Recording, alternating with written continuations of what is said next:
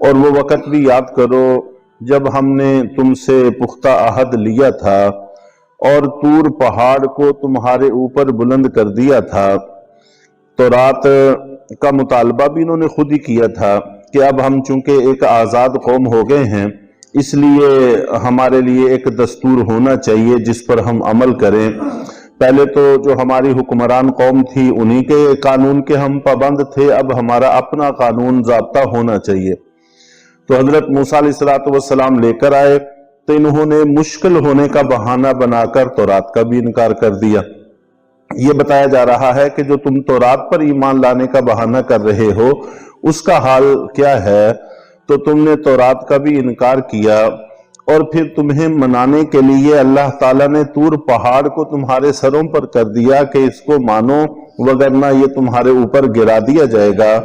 تو تب تم نے